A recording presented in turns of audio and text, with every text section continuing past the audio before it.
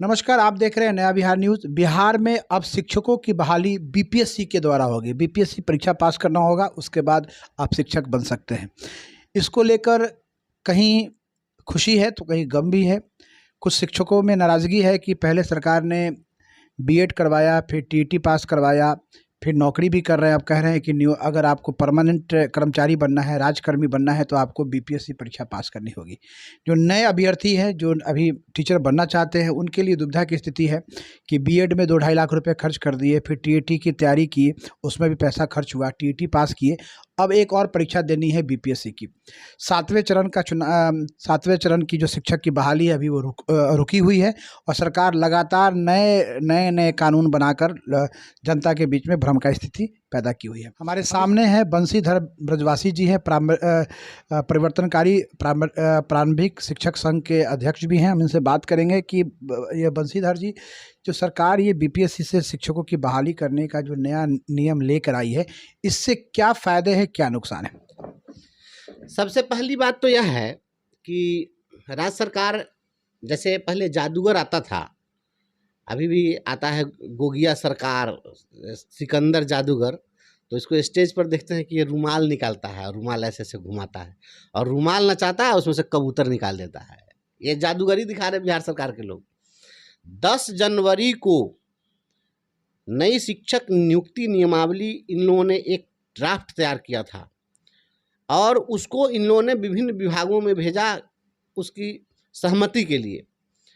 और उसी के हवाले से शिक्षा मंत्री जी ये जनवरी महीने से ही बयान दे रहे थे कि राज्य की तमाम जो नियोजन इकाइयां हैं, ये पंचायत, प्रखंड, जिला परिषद समिति, तो ये तमाम चीज़ें जो है इसके संबंध में उन्होंने स्पष्ट किया था कि 9,222 नियोजन इकाइयां हैं जिनको हम समाप्त करेंगे और जिला संवर्ग हम बनाएंगे।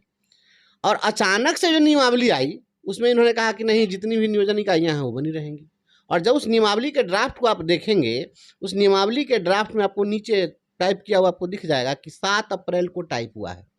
यह नया जो नई नियमावली अधिसूचित हुई है, यह 7 अप्रैल को इसका ड्राफ्ट प्रिंट हुआ और 10 अप्रैल को नोटिफिकेशन हो गया।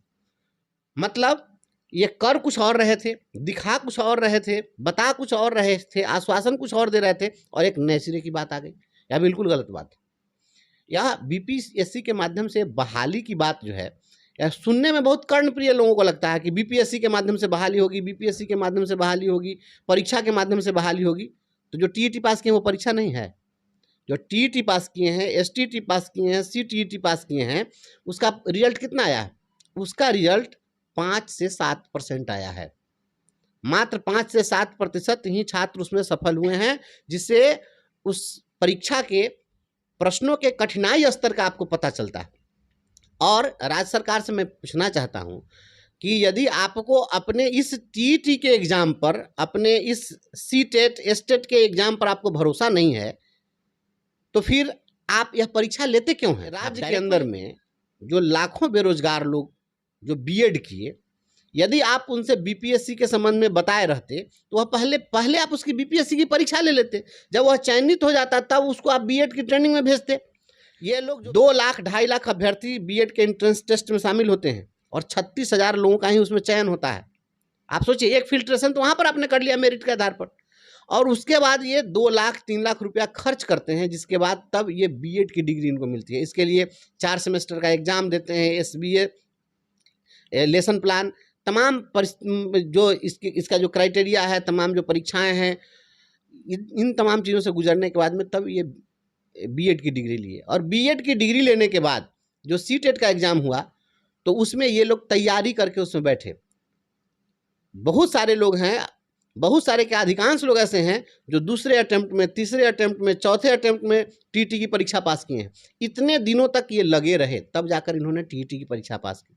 और आप कह रहे थे कि टीईटी जो पास करेगा, हम उसके टीईटी के जो अंक हैं आएंगे उससे उसका हम 60% मार्क्स अधिभार के रूप में लेंगे और जो एकेडमिक होगा उसका 40% लेंगे और इसको मिलाकर के हम मेधांक बनाएंगे और इस आधार पर हम नियोजन करेंगे। तो छात्र तो, शिक्षक अभ्यर्थी तो मानसिक रूप से इसके लिए तैयार था कि अब हमारी नौकरी हो जाएगी इसके आधार पर, और आपने नए सिरे से कह दिया बीपीएससी। और परीक्षा का जो मकसद है, यह आम लोगों को सुनने में अच्छा लग रहा है, या जो शिक्षक अभ्यर्थी नहीं हैं उन लोगों को अच्छा लग रहा है, क्योंकि जो खेल के मैदान में जो खिलाड़ी खेलता रहता है, तो खिलाड़ी खेलता है और दर्शक वहाँ ताली बजाता है, आह वाह करता रहता है। तो ये दर्शक की भूमिका में जो लोग हैं उन लोगों को मैं बताना चाहता हूँ कि आप बीपीएससी की परीक्षा जो सुन रहे हैं, जरा इसकी हकीकत क्या है और मंशा क्या है इसको समझिए। अभी हाल ही में राज्य सरकार ने कहा कि सभी हाई स्कूलों में हम बीपीएससी के माध्यम से हेडमास्टर बहाल करेंगे, और हेडमास्टर की बहाली के लिए इन्होंने कहा कि इसमें जो सरकारी हाई स्कूल हैं उसके जो सरकारी जो शिक्षक हैं या जो नियोजित शिक्षक हैं ये बहुत प्रतिभाशाली नहीं होंगे, शायद इनको ज़्यादा विश्वास इन पर नहीं था। तो इन्होंने क्या किया, जितने निजी विद्यालय थे जिसके तथाकथित शिक्षक बहुत जो विद्वान होते हैं, इन्होंने हार्वर्ड और ऑक्सफोर्ड यूनिवर्सिटी के जो ज्ञाता लोग हैं, ऐसे लोगों को कहा कि हम इसमें शामिल करेंगे। डीएवी के, सनशाइन के, जितना भी बड़ा बड़ा स्कूल है निजी विद्यालय, उसके तमाम, सेंट जेवियर्स के, इन सभी के शिक्षकों को इसमें उन्होंने मौका दिया आवेदन करने के लिए। रिक्तियाँ निकाली गई 6,000 पद निकाले गए, और इस पर आवेदन जब आमंत्रित किए गए तो 13,000 आवेदन हुए, जिसमें निजी विद्यालय के भी शिक्षक थे और सरकारी विद्यालय के भी शिक्षक थे। और जब बीपीएससी से परीक्षा ली गई तो पास कितने लोग किए? मात्र 421 लोग पास किए। यह एक नमूना उदाहरण आपके सामने आ चुका हुआ है, जरा इसको समझिए। क्या निजी विद्यालय के जो, मान लिया कि सरकारी विद्यालय के जो नियोजित शिक्षक हैं वो तो बेवकूफ़ थे, उनको बहुत ज्ञान नहीं था, वो बुद्धू थे, लेकिन अगर निजी विद्यालय वाले विद्वान थे तो 421 लोग ही क्यों पास किए? पास अगर बहुत ज़्यादा मेरिटोरियस थे, बहुत अच्छे थे, तो बीपीएससी में 6,000 लोग पास कर जाते, सभी पद भर जाते। तो मामला यह है, मकसद यह है, मोटो समझना पड़ता है कि किसी भी काम को करने के पीछे उद्देश्य क्या है, निहितार्थ क्या है। सर एक बात, बीपीएससी के माध्यम से 3 लाख शिक्षकों का पद भरा जा सकता है। अगर सरकार की ये मंशा है कि हम बीपीएससी से ही शिक्षकों की बहाली करेंगे, तो क्या बीपीएससी 3 लाख शिक्षकों की बहाली करने में समर्थ है? यही मैं कहना चाह रहा था। आपका सवाल बिल्कुल बहुत ही प्रासंगिक है। तेजस्वी यादव जी ने कहा कि हम पहले कैबिनेट में प्रण पत्र उन्होंने जारी किया था चुनाव से पहले, और मैं डेट याद करा देता हूँ, 14 अक्टूबर 2020, उस दिन इन्होंने नॉमिनेशन फाइल किया था। और नामांकन जब इन्होंने फाइल किया था तो नामांकन फाइल करने के बाद इन्होंने कहा था कि हम पहला जब कैबिनेट करेंगे उस कैबिनेट में 10 लाख युवाओं को रोजगार देंगे। अब क्या है, अब इनको दिखाना है कि भाई अब हमको तो पहला कैबिनेट तो देखिए लिए लोग कि क्या हुआ, तो अब 10 लाख लोगों को रोजगार देने की बात है। तो ये रोजगार देना नहीं चाहते हैं, ये दिखावा करना चाहते हैं। अब 3 लाख वैकेंसी निकाल रहे हैं और कह रहे हैं इसमें कि जो पुराने नियोजित शिक्षक हैं वो भी इस परीक्षा में शामिल होंगे। तो जो बहाल है उसी को फिर बहाल करेंगे। ये कौन बहाली है? ये कौन सी बहाली हो रही भाई? जो पहले से ऑलरेडी बहाल है उसको आप फिर बहाल कीजिएगा इसमें। दूसरी बात कि जो मैंने अभी हाई स्कूल के प्रधानाध्यापक के चयन प्रक्रिया का उदाहरण दिया, उसी प्रकार से इसमें करेंगे। बीपीएससी के माध्यम से आवेदन लेंगे और आवेदन लेकर के इस प्रकार का सवाल ये बनवाएंगे, इस प्रकार का सेटअप सिस्टम तैयार करेंगे कि जो 3 लाख लोग बैठेंगे परीक्षा में या 4 लाख लोग बैठेंगे परीक्षा में, उसमें से 3 से 4 हज़ार लोगों का चयन हो पाए। और उसके बाद ये कहेंगे कि लोग मेरिट ही डिजर्व नहीं करते हैं इसलिए इनकी बहाली नहीं हो। व्यक्ति खुद मैट्रिक पास नहीं किया हो, उस व्यक्ति से वह परीक्षा का क्या समझेगा? मतलब क्या होता है कि किस प्रकार से लोग मानसिक प्रेशर के दौर से गुजरते हैं। एक होता है चयन करना और एक होता है छांटना। अगर हम आपका सिलेक्शन करना चाहते हैं तो किसी प्रकार से सिलेक्शन कर लेंगे, और एक होता है कि आपको छांट देना तो किसी प्रकार से छांट देंगे। नियोजित शिक्षकों को जो इस परीक्षा में शामिल करने के उपरांत सफलता प्राप्त करने के आधार पर इन लोगों को राज्यकर्मी बनाने की जो बात की जा रही है, हम इसके संबंध में एक चीज़ जानना चाहते हैं जो यह रहस्य बन करके रह गया है। जो पूर्व से 20 वर्षों से जो नियोजित शिक्षक काम कर रहे हैं उनको अभी 42,000 रुपया वेतन मिल रहा है, और अब जो ये बहाली करेंगे तो उसके लिए क्या वेतनमान होगा ये निर्धारित नहीं किया। इन्होंने कहा है आकर्षक वेतनमान। एक पहेली है। पहली सर तो बीपीएससी हाल ही में थोड़े दिन पहले इन्होंने प्राथमिक विद्यालयों में प्रधान शिक्षक के पद का भी सृजन किया है, और प्रधान शिक्षक के पदों पर लगभग 40,000 पदों पर बहाली की प्रक्रिया शुरू हुई। आवेदन भी इन्वाइट किए गए। उसके लिए वेतन कितना निर्धारित किया गया? 30,500। अब ग्रेड पे वाली बात खत्म हो गई है, अब इंडेक्स चलता है।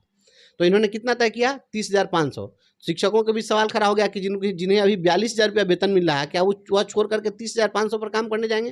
क्या पे प्रोटेक्शन के संबंध में कुछ भी इन्होंने नहीं कहा है।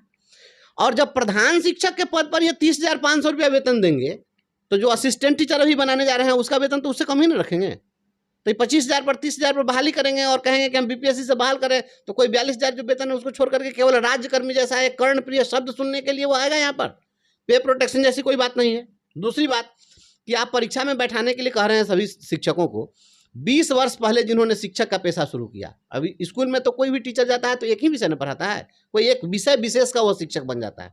तो जो शिक्षक गणित पढ़ा रहा है 20 वर्षों से, आज के डेट में जब उसको आप जनरल कंपटीशन में बैठाइएगा और उससे सवाल हिस्ट्री का आप कीजिएगा, उससे सवाल आप पॉलिटी से कीजिएगा, तो क्या वह सक्सेसफुल होगा?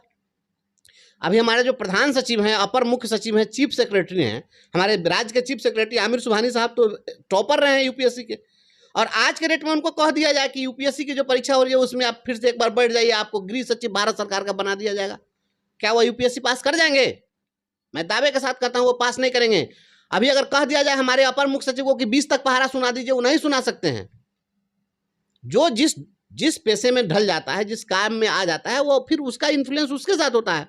तो अब परीक्षा के लिए ऐसा होता है, प्रोन्नति के लिए, स्टेटस बढ़ाने के लिए परीक्षाओं का आयोजन होता रहा है, लेकिन वह जो भी परीक्षाएं ली जाती है वह विभागीय परीक्षा होती है, सीमित परीक्षा होती है। आम लोगों के साथ उनको आप नहीं बैठा सकते हैं। तो इस प्रकार से ये जो व्यवस्था है इनकी, बिल्कुल किस प्रकार से अदूरदर्शी निर्णय लिया गया अचानक से, तो बिल्कुल एकदम से नकारात्मक। आपका प्रारंभिक शिक्षक संघ क्या निर्णय लेने जा रहा है? क्या आंदोलन होगा आगे? इस जो सरकार का निर्णय है उसका प्रोटेस्ट आगे कैसे करेंगे आप लोग? अभी राज्य के 25 शिक्षक संगठनों ने एक बैठक की है और बैठक करके 13 तारीख को हम लोगों ने संयुक्त शिक्षक संघर्ष मोर्चा का निर्माण किया है, और उस मोर्चा के तहत आज राज्य के तमाम प्रखंड मुख्यालयों में धरना प्रदर्शन का आयोजन है, और उसके माध्यम से हम लोग राज्य सरकार को अपना मांग पत्र सौंप रहे हैं, अपनी बात को हम लोग रख रहे हैं।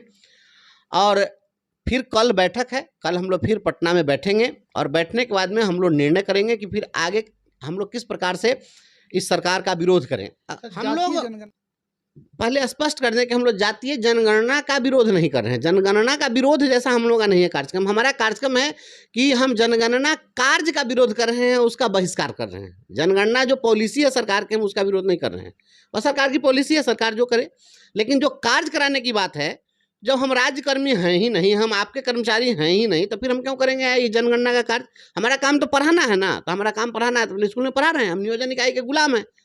नियोजन इकाई ने तो हमको नहीं कहा जनगणना करने के लिए, तो हम क्यों करेंगे? और वो भी विद्यालय अवधि के बाद करना है, तो विद्यालय अवधि के बाद हम जनगणना का कार्य आपके यहाँ क्यों करेंगे? हम मेरी इच्छा नहीं करेंगे। या कोई राष्ट्रीय जनगणना नहीं है। राष्ट्रीय जनगणना और आपदा और चुनाव, ये जो 3 काम होते हैं जिसके लिए कोई भी कर्मचारी बाध्य होता है, वह एक सेंट्रल लेजिस्लेचर है कि आपको करना होगा, अब जबरदस्ती आपको करना पड़ेगा। लेकिन यह कोई राष्ट्रीय जनगणना नहीं है, यह कास्ट बेस्ड सर्वे है, यह जाति आधारित सर्वेक्षण है, यह कोई जनगणना नहीं, राष्ट्रीय जनगणना नहीं है। इसलिए इसको जिससे भी कराना है राज्य सरकार कराए, हम नहीं करेंगे। आप जब हमारा कोई ख्याल ही नहीं रखेंगे, काम करना हो तो सारा काम हम करेंगे। जितना भी कोई काम होता है उसमें सबसे पहले टीचर को लगा दीजिए, उस समय तो हम बहुत योग्य हो जाते हैं, एलिजिबल हो जाते हैं, और बाद में आप कहते हैं कि नहीं अब इनकी परीक्षा लेंगे, ये करेंगे। सीता की भी अग्नि परीक्षा एक ही बार हुई थी, दोबारा जब अग्नि परीक्षा की बात हुई तो धरती पट गई।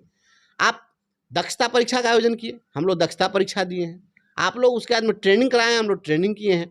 जब जब आपने जो कहा हम करते चले आए। अब बहुत सारे ऐसे लोग हैं जो रिटायर करने वाले हैं। आज एक शिक्षिका सवेरे पूर्णिया से फ़ोन करी थी, मात्र अभी 4 साल उनकी सेवा बची हुई है। अब घुटनों में ताकत नहीं है, घुटना सूज गया है। अब बोल रहे हैं कि सर हम अभी इस स्थिति में क्या कर सकते हैं। अब बताइए कि जो रिटायरमेंट के वो कौन सी परीक्षा की तैयारी करेगा? दूसरी बात जरा सोचिए, जो 20 साल से पढ़ा रहे हैं जो शिक्षक, उनके विद्यार्थी आज टीईटी पास करके शिक्षक अभ्यर्थी हैं। हमारे जो शिक्षक हैं 80% जो पुराने शिक्षक जो काम कर रहे हैं नियोजित में शुरू से, उनके 80% ऐसे शिक्षक हैं जिनके बेटा बेटी आज टीईटी पास करके अभ्यर्थी बने हुए हैं। तो बेटा और बाप, शिष्य और गुरु एक ही परीक्षा में बैठेगा, और दोनों का जब चयन होगा तो दोनों की ज्वाइनिंग तिथि एक ही हो जाएगी। अब तो चूंकि नया संवर्ग होगा तो फिर तो नई पोस्टिंग होगी, तो नया ज्वाइनिंग डेट हो जाएगा। अरे 2 पीढ़ी के लोग को एक परीक्षा में बैठा करके और एक स्टेटस पर आप लाना चाहते हैं। आखिर हमारे दिल दिमाग पर क्या पड़ेगा? हमारा विद्यार्थी हमारे समकक्ष बैठेगा, बेटा हमारे समकक्ष बैठेगा। यह अजीब बात है, ये तो समझ में बात नहीं आती इस प्रकार से।